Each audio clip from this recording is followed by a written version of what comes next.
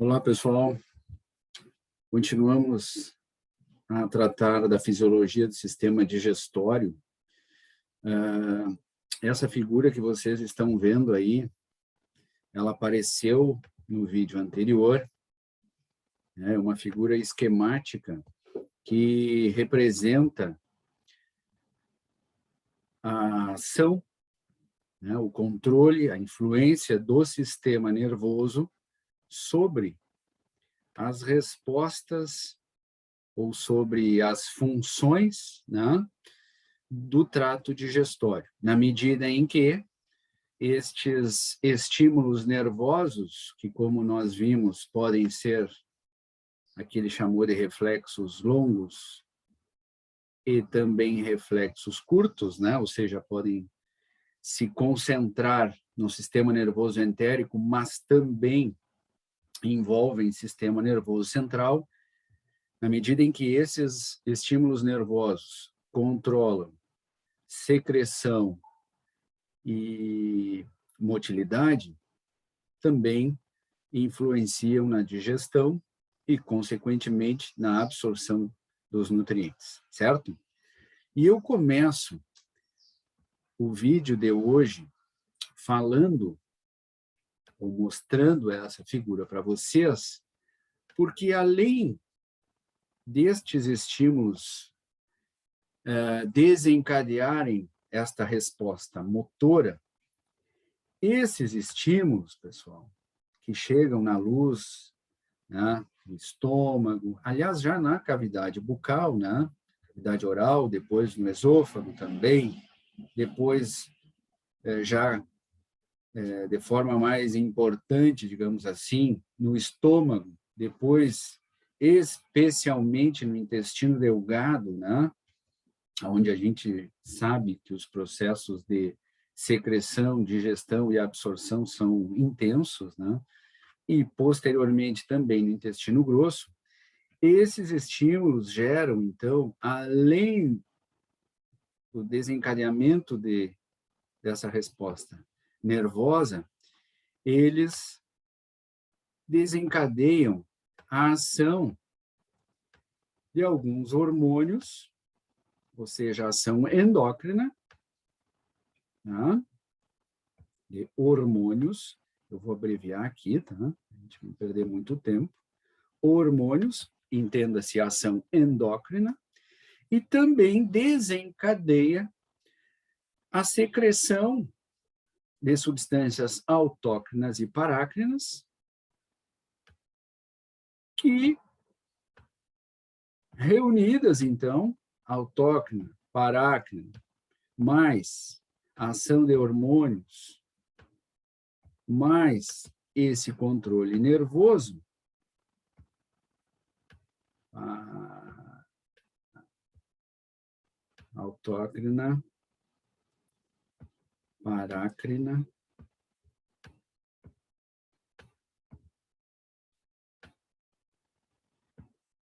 autócrina, parácrina, então, também vão agir controlando ou sendo responsáveis por estas respostas, certo? Ou seja, em outras palavras, aquilo que nós comentamos lá no início, né? Os processos de secreção, motilidade, digestão e absorção estão sob controle, principalmente nervoso, endócrino, autócrino, parácrino, tá? E é isso que a gente vai ver hoje. Esse controle nervoso nós tratamos no vídeo anterior e hoje eu vou mostrar para vocês algumas substâncias autócrinas parácrinas, né? A ação de algumas delas e também a ação de alguns hormônios, certo? Muito bem. Dito isto, né? Seguindo uma linha de raciocínio lógico, vamos para a próxima figura. Essa figura, como vocês bem podem ver aí, né, o título, está mostrando o controle de substâncias, de algumas substâncias autócrinas parácrinas, e no próximo slide vai aparecer o controle hormonal. Por isso que o título, né, controle hormonal e de substâncias autócrinas parácrinas. Muito bem. O que nós estamos vendo aqui, aqui é em função do escaneamento, aqui a figura não ficou boa, mas aqui está falando entrada via nervo vago, ou seja, aqueles estímulos que na figura anterior estavam caracterizados como estímulos longos, né, que vêm via nervo vago, quer dizer, vem lá do sistema nervoso central, né? Então, aqui há a influência do sistema nervoso, mas a gente não vai falar disso agora, porque nós já falamos, tá? O que está mostrando aqui, que é o que nos interessa agora, é que chegou aqui, ó, na luz gástrica, né, aqui está identificado, né, o lúmen do estômago, a luz do estômago, ou seja, está chegando o alimento no estômago.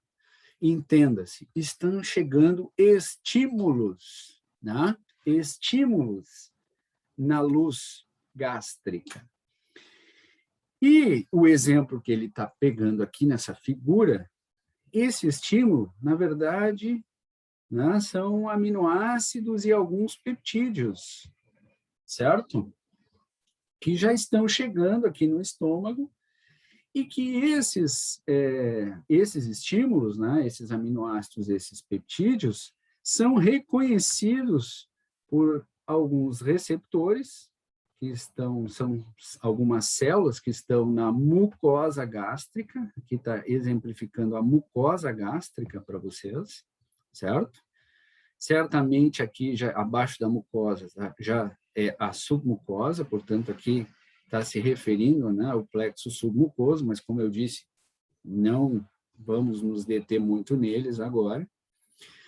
O que a gente precisa ver, então, é que esses neurônios sensitivos, na medida em que são estimulados, né, os estímulos ali, os aminoácidos, os peptídeos, estimulam esses receptores, estes estímulos nervosos são levados até o plexo submucoso e dali retorna uma resposta, né? Ou seja, aqui está mostrando ainda controle nervoso, reflexo curto, certo?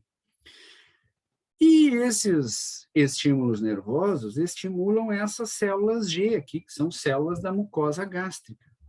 Essas células G estimuladas, elas sintetizam e secretam esta substância aqui, gastrina. Tá? A gastrina, certo? A gastrina, ela não tem só uma ação autócrina parácrina, ela também vai ter uma ação hormonal, mas aqui está mostrando a ação autócrina parácrina dela. Por exemplo, a gastrina, ao ser liberada ali pela célula G, ela vai agir em células vizinhas. Estou seguindo a linha aqui. Por exemplo, essa gastrina vai estimular um outro grupo de células, também da mucosa gástrica, que são as células parietais. E estas células parietais, então, ao serem estimuladas pela gastrina, vão produzir, né, e secretar na luz do estômago o ácido clorídrico, certo? O ácido clorídrico. Este ácido clorídrico tem algumas funções. Uma delas é clivar o pepsinogênio. O pepsinogênio é uma proenzima, né? É um peptídeo com ação proenzima, e ao ser clivado o pepsinogênio, forma a pepsina. Pepsina é uma enzima que já no estômago começa, né, a digerir proteínas. Certo? Então, aqui, ó, deixa eu até trocar de cor, um exemplo de ação parácrina. Gastrina, produzida sintetizada e secretada, né, pelas células G, agindo numa célula vizinha estimulando a função dessas células. Neste caso, uma célula parietal, certo? Podemos ir um pouco adiante. Pegamos um outro exemplo. As células D, ao reconhecerem, né, um pH muito ácido, elas são estimuladas a produzirem somatostatina. Somatostatina é uma substância produzida em outros locais do nosso corpo também.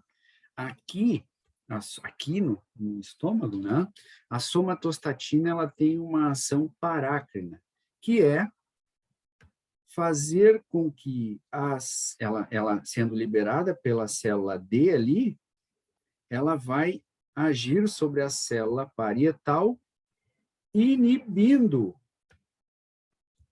a produção do ácido clorídrico, ou seja, inibindo a célula parietal, tá? Porque o ácido clorídrico já está numa quantidade suficiente na luz do estômago e agora é necessário diminuir essa produção, certo?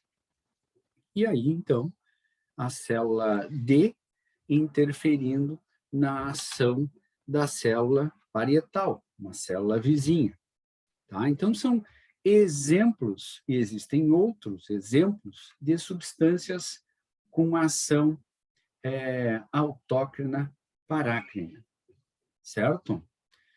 Também aqui existe exemplo da histamina. A histamina também é uma substância produzida em vários outros locais do nosso organismo.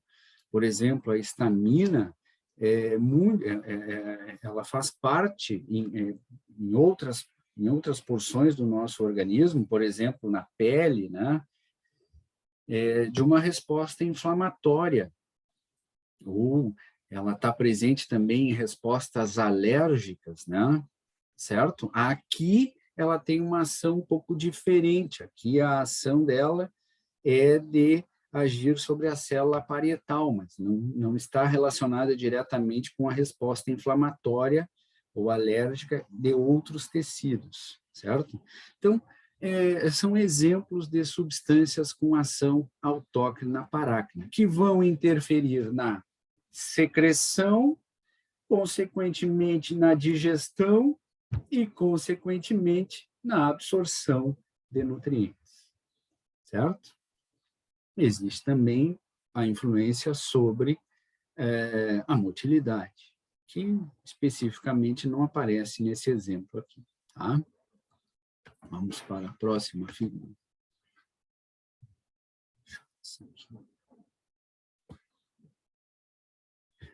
Aqui, ó, essa figura, ela aparece um pouco fora de foco, e de fato está, mas como as letras estão grandes, né, a gente consegue ler de forma não muito clara, mas está legível. Bom, então, basicamente essa figura, ela completa a figura anterior, né? Aqui vocês têm representado bem, nessa coluna bem da esquerda, os diferentes tipos de células constituintes da mucosa gástrica, tá? Ou seja, nós falamos ali, né, agora há pouco, em célula G, em célula D, em células parietais, né, aqui ele acrescenta ainda, também aparece na figura anterior, acabei não citando, as células semelhantes às enterocromafins, que são justamente as células que produzem histamina, e as células principais também aparecem ali, que são as produtoras de pepsinogênio, tá? Então, aqui mostra, na segunda coluna, o que estas células secretam. Eu não vou ler, porque vocês podem bem, né? Eu só expliquei na figura anterior, agora vocês já entendem essa figura, né? Ela é autoexplicativa já para vocês, né? Então, aqui na segunda coluna, o que essas células secretam, o estímulo que leva essas células a secretarem, né, a substância, e a função que esta substância autócrina parácrina tem aqui no estômago, tá bem? Talvez o que não tenha aparecido ali na figura anterior tenha sido o fator intrínseco. né? Esse talvez seja o diferente aqui nessa figura. Esse fator intrínseco, ou FI, é uma substância produzida aqui no estômago e que é muito importante, indispensável para que ocorra a absorção de vitamina B12 logo a seguir, né? Lá no ilho, né? Certo? Lá no intestino, né? Intestino delgado, né? Jejum, duodeno, jejum e ilho. Né? Lá no ilho, a gente absorve a maior parte da vitamina B12. E é muito importante a ação desse fator intrínseco que é liberado aqui por essas células parietais também, tá? Então, na figura anterior eu falei das células parietais produzindo o ácido clorídrico, né? Mas elas também produzem este fator intrínseco que é importante na absorção da vitamina B12, certo? O que mais? Acho que de diferente aqui era só o fator intrínseco, né? Os demais, com aquela figura e o que vocês estão lendo aqui nesse quadro, vocês conseguem entender, tá? Então, exemplos de substâncias com ação autócrina parácrina do intestino, do estômago e intestino, tá? Vamos adiante. Deixa eu passar aqui. Aqui, ó. Este quadro também é autoexplicativo. Chama a atenção de vocês que agora, esse é um português de Portugal, tá? Essa figura. Então, algumas palavras são um pouco diferentes, mas totalmente entendíveis, digamos assim. Agora, o que esse quadro está mostrando para vocês não são mais substâncias autócrinas e parácrinas, mas hormônios. Tá? Aqui a gastrina, que já apareceu anteriormente, né? Com ação hormonal. Tá? Então, estão listados aqui, deixa eu ver, 3, 6, 7, 8, né? 8 dentre os principais hormônios com ação aqui no nosso trato gastrointestinal, certo? Então, a gastrina é a primeira que aparece aqui, depois a secretina, essa colecistoquinina aqui, pessoal, ela também ela é conhecida, tem uma sigla que identifica ela, tá? Que é o CCK.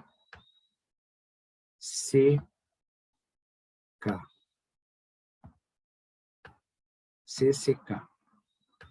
Essa é a colecistoquinina, certo? Vejam que, vou pegar aqui a CCK, já que eu falei nela, né? A CCK, ó, ela é secretada no intestino, né? O que estimula a síntese e a secreção dessa CCK é a presença já no intestino de ácidos graxos e aminoácidos, esses são os estímulos, tá?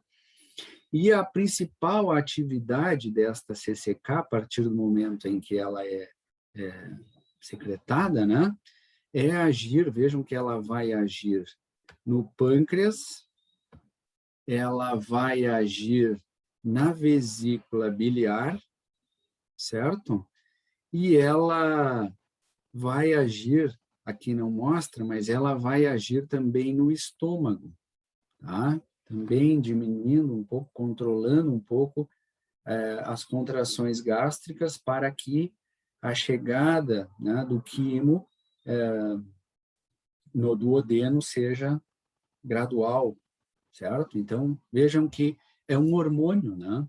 É produzido no duodeno, especialmente, aí cai na corrente sanguínea, vai agir sobre o estômago, vai agir sobre o pâncreas e vai agir sobre a vesícula biliar, tá? Uma outra substância que aparece aqui na sua sigla, e é esse GIP, né?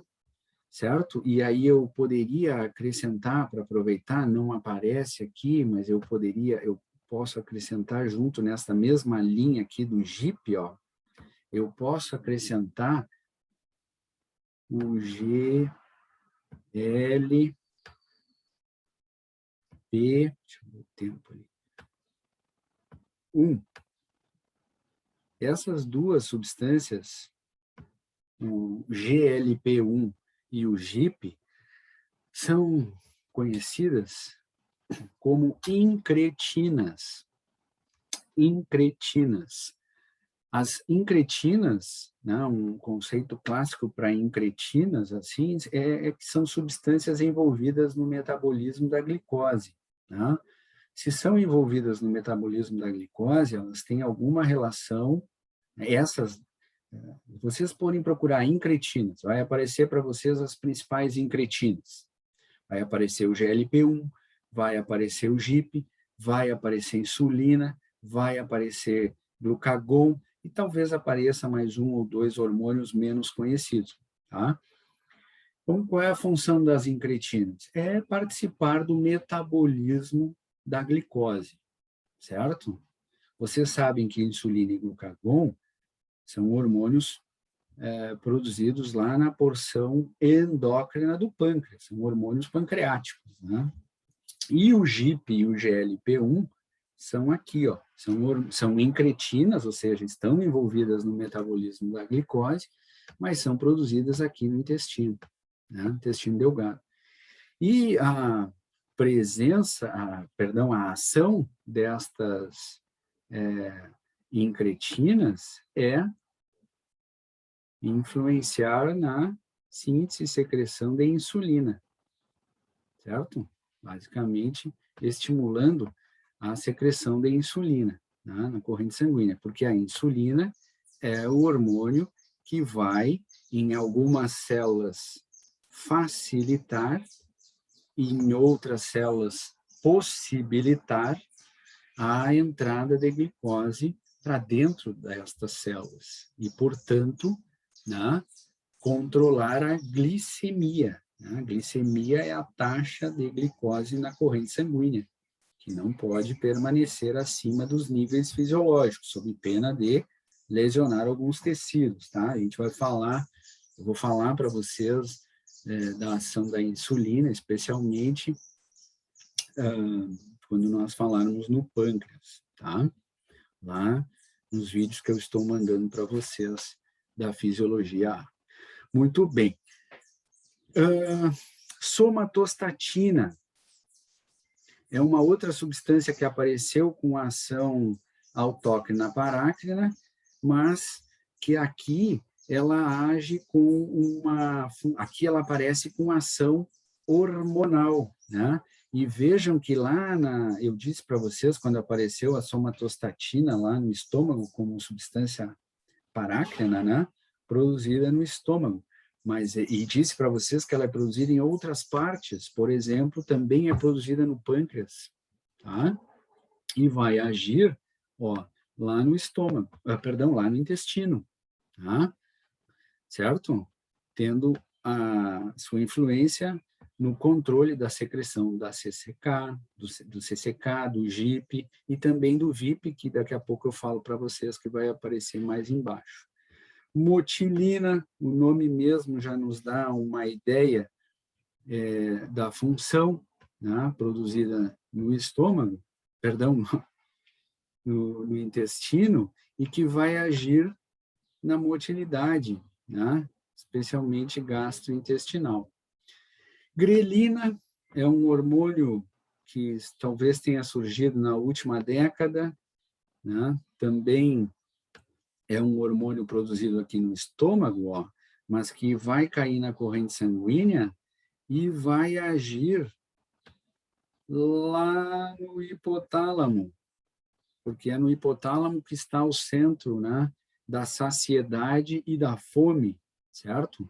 Tem um centro hipotalâmico que controla a saciedade, tem um centro hipotalâmico que controla a fome, tem um centro hipotalâmico que controla a sede, né? E esses centros hipotalâmicos responsáveis pela fome, pela saciedade, recebem informações aqui do trato gastrointestinal também, né?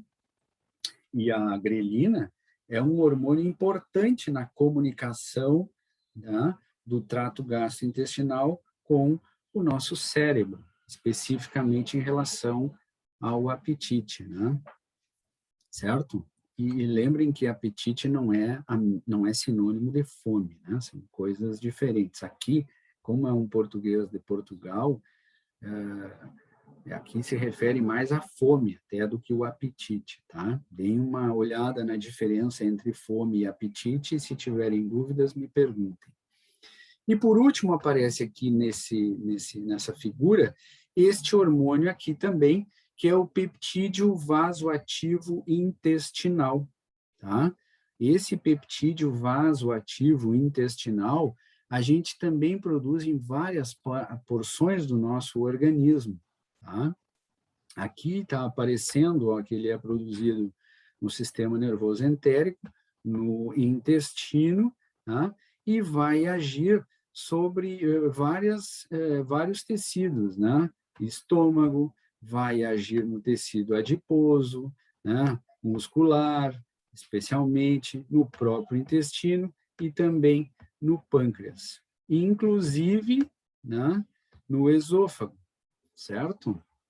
Então, vai agir em vários tecidos, tá? Então, estes listados aqui, 8, 9, são hormônios, digamos assim, com ação no controle das funções do nosso trato gastrointestinal. E estas funções se somam às funções autócrinas e parácrinas e se somam às funções nervosas no controle, né, daqueles mecanismos que nós já sabemos quais são, né? Secreção, motilidade, digestão e absorção, tá, pessoal? Então, de posse dessas informações, eu acredito que vocês já tenham um mapa do caminho para entender e, se tiverem interesse, aprofundar um pouco o conhecimento no controle destes mecanismos que respondem, como eu tenho dito desde o início da nossa conversa, pelas funções do trato gastrointestinal. Acredito que vocês tenham um bom mapa já para seguir esse caminho e entender esses processos, tá? Deixa eu ver aqui o que mais tem. Aqui, ó, temos um tempinho ainda, vamos usá-lo. Então. Aqui o que vocês estão vendo é o sistema porta hepático, né? Lembro para vocês que um sistema porta é caracterizado por duas redes de capilares, uma logo após a outra. E lembro para vocês que nós possuímos poucos sistemas porta. Esta característica aqui de termos duas redes de capilares, uma logo após a outra, não é muito comum. Nós possuímos aqui, onde vocês estão vendo, no trato, no nosso sistema digestório, digamos assim, vocês estão vendo aqui que existe uma rede de capilares ali no trato, no estômago, intestino delgado, né, e pâncreas, que ele cita ali, e outra logo em seguida no fígado, ou seja, essas redes de capilares elas estão, digamos assim, muito próximas, nos mesmos órgãos, né, em órgãos afins, né? O sangue não precisa passar por uma rede de capilares, ir ao coração e depois retornar para uma outra rede de capilares, como acontece, por exemplo, com o sangue que está passando na pele, né? Passa por a rede de capilares, já chega na nossa pele, né, o sangue arterial, passa pelos capilares, depois já chega o sangue venoso, né, as veias, e retorna ao coração. Aqui passa por duas redes de capilares antes de retornar ao coração. Então, nós temos o sistema porta hepático, que é o que vocês estão vendo aí. Eu já falei para vocês do sistema porta hipotálamo hipofisário, né? Especificamente hipotálamo e adeno-hipófise. E vou falar para vocês, talvez vocês já tenham ouvido falar, mas eu vou falar de novo, né? Porque a gente precisa da fisiologia, no sistema urinário, onde vocês se lembrarem, nós temos uma rede de capilares, que são os capilares glomerulares, e logo em seguida uma outra rede de capilares, que são os capilares peritubulares. Então, o sistema porta é isso, são duas redes de capilares, uma logo após a outra. Tá? Então, na verdade, pessoal, praticamente tudo que nós absorvemos, né, após a secreção de N substâncias, após a digestão dos nutrientes, com o auxílio da motilidade, nós vamos absorver os nutrientes, certo? E, basicamente, tudo que nós absorvermos da digestão de proteínas e de carboidratos cai na corrente sanguínea e, logo em seguida, pela veia porta hepática, chegam aos capilares aqui do fígado, certo? Vão para os hepatócitos. Muitas substâncias dos hepatócitos caem nesta rede de capilares e, posteriormente, pela veia hepática, deixam o fígado, né? Chegam na veia cava, bom, e aí, né, do coração vão ao pulmão, do pulmão retornam ao coração e depois do ventrículo esquerdo vão para a circulação sistêmica. Tá? Então, isso aqui, pessoal, ocorre para que haja uma otimização de tudo que nós, ou de quase tudo que nós estamos absorvendo, em termos de digestão de os subprodutos, né, da digestão das proteínas e dos carboidratos, rapidamente são absorvidos, ou melhor, após serem absorvidos, rapidamente chegam no fígado já para serem metabolizados. Muita coisa já vai ser metabolizada no fígado. Tá? Isto, se vocês prestarem atenção, otimiza a metabolização de muita coisa que foi absorvido, repito, da digestão das proteínas e dos carboidratos, certo? Porque imaginem se tudo que fosse absorvido aqui em termos de digestão de proteínas e carboidratos tivesse que primeiro ir lá, né, chegar na veia cava, aí ir ao coração direito, depois, né, toda a circulação pulmonar, voltar ao coração aqui no lado esquerdo, e só então cair na artéria aorta e depois pela artéria hepática chegar aqui. Seria um caminho muito mais longo, né? Vou fazer esse caminho em vermelho aqui para ficar melhor, né, da gente comparar. Então, em vermelho aqui, o que aconteceria com os produtos da digestão de proteínas e carboidratos, certo? Até chegar ao fígado para ser metabolizado. Né? É um caminho muito mais longo do que o caminho que realmente é percorrido. Ou seja, pela veia porta já chega no fígado. Né? Isto aqui é um baita de um atalho. Isto só não acontece, né, com os produtos da digestão dos lipídios, porque os lipídios, eles caem na circulação linfática, porque forma... depois eu vou mostrar para vocês a formação de uma quilomicro, que é uma estrutura grande e que não consegue ser absorvido por estes capilares sanguíneos aqui, ó. Então, cai na circulação linfática, a circulação linfática encontra a circulação sanguínea aqui na veia cava, certo? Aí faz todo o percurso e pela artéria hepática, aí sim vai chegar ao fígado. E aí, para sofrer a metabolização, tá? Então, eu queria terminar o sistema digestório neste vídeo, mas eu vou ter que fazer um próximo vídeo, tá?